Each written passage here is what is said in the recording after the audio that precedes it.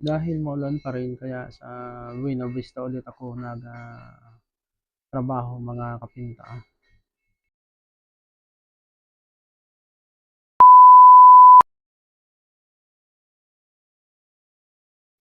Dahil nga po may bubong dito sa stage ng Buena Vista kaya kahit umuulan ay nakapagtrabaho ako sa stage na ito ng Buena Vista Elementary School.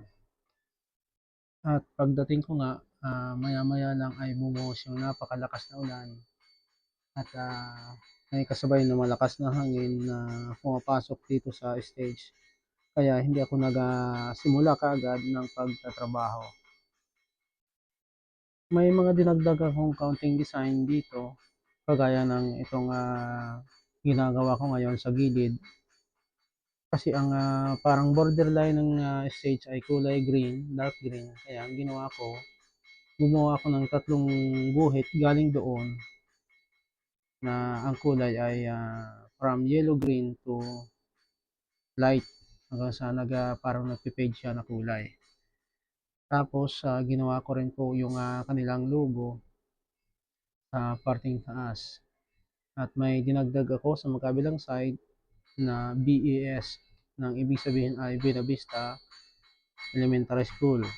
At nilagyan ko din ng counting design pa na mga school children. Palit may nakalimutan pa ako dito at nag-chat nga sa akin yung principal na ang sabi ay may nakalimutan daw.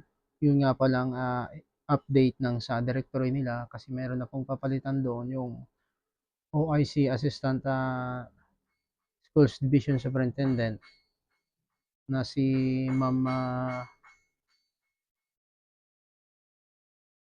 Bermudo. Papalitan na po ni Angelo B. Pura. So yun ang nakalimutan ko po kahapon na palitan at hindi rin naman talaga magagawa yun kasi nga po maulan. Yung kanilang directory ay wala naman pong bubong. Kaya ang mangyayari ay sa susunod pang araw kung kailan ako magiging libre na naman ulit kung wala akong gagawin. Tapos kahapon ako ay nakita ng principal ng Bunot.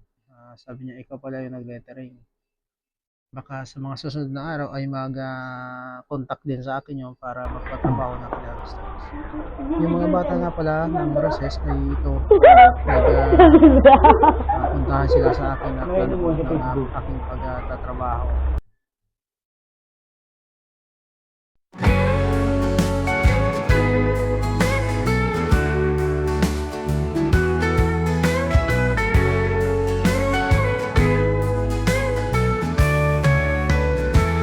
Yaman, mabuti na lang at magdami ng nagpapa-lettering sa akin ngayon. Hindi katulad ng dati nakakaunti palang nakakakilala sa akin. Hindi na rin ako mabakante ngayon, lagi na rin akong may tanggap na trabaho.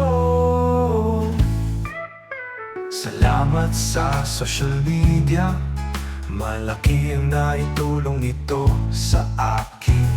Mas nakilala na ako ngayon dahil sa mga content ko. Kaya sana patuloy ninyong tangkilikin ang mga content ko. Like and share nyo mga kaibigan. I follow nyo na rin ako. Di kayo mabibigo dahil ang mga content ko ay siguradong magugustuhan nyo. Hindi ako magsasawang gumawa ng content hanggat nandyan kayo. Alam kong nag-i-enjoy din kayo sa mga content ko, dahil bibihira lang ang content na ganito. Kaya tuloy-tuloy lang ako, wala nang nakasanto. Naiiba ang content dahil sarili ko ang music ko. Ako mismo gumagawa ng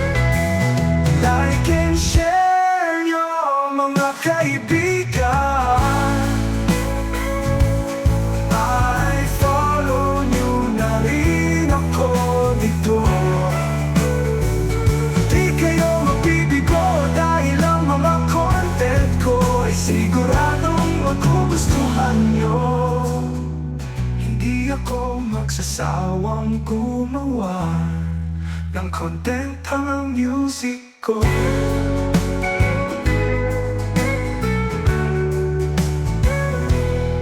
Dahil iba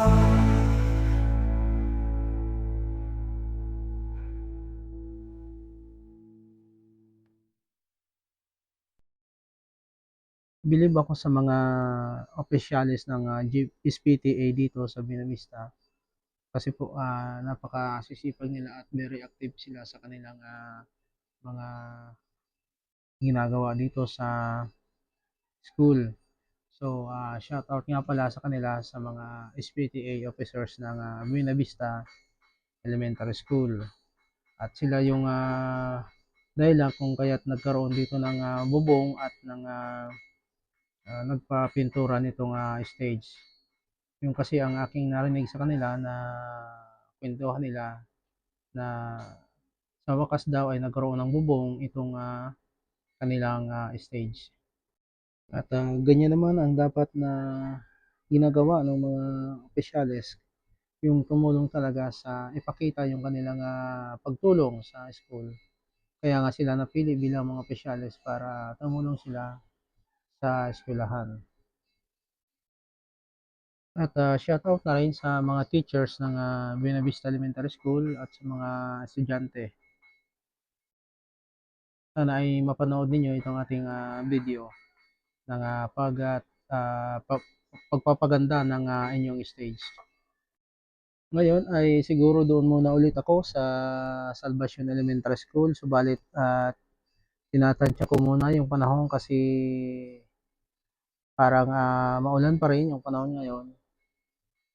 Kaya hindi muna ako mag-sure kung ako ay talagang makakapagtrabaho sa Salvacion Elementary School.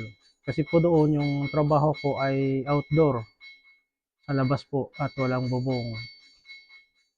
So, bali naka-4 na araw na ako doon ng pagtatrabaho at medyo malaki na rin yung aking natrabaho doon.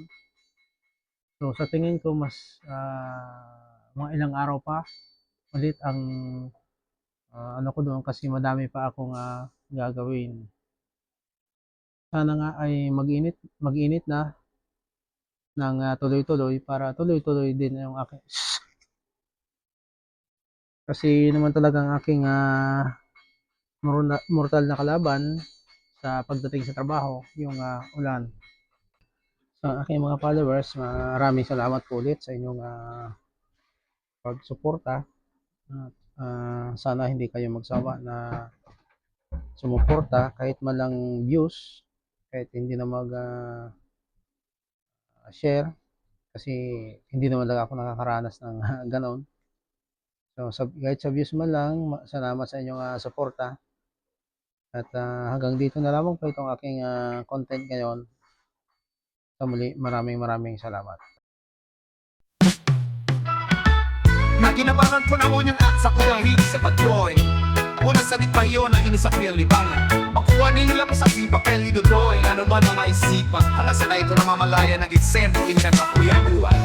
Minsan may panahon na habuo ng mag-drawing ng ano man. Pero minabalik man, giraray sa sakuyang nakasanayan.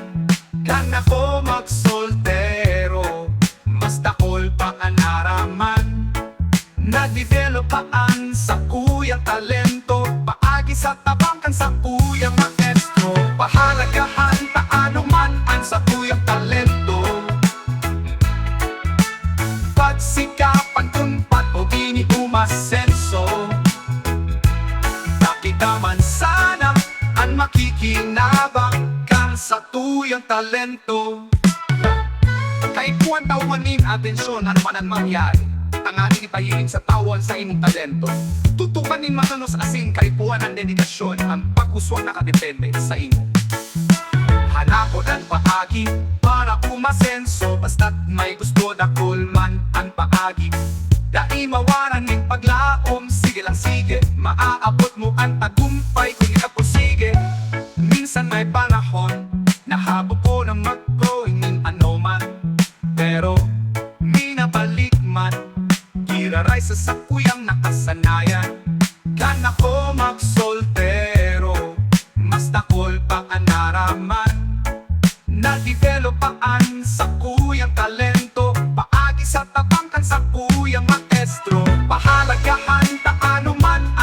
tuyang talento.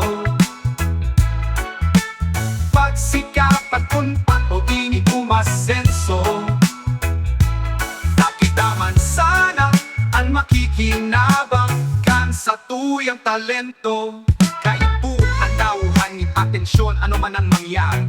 Tanganing ipadilin sa tawon sa inyong talento. Tutukanin matanos asin kaipuhan ang dedikasyon. Ang pagpuswag nakatubende sa imo. Hanapon ang paagi para umasenso. Basta't may gusto dakol man ang paagi. Dai mawaran ni paglapom. Sige lang sige.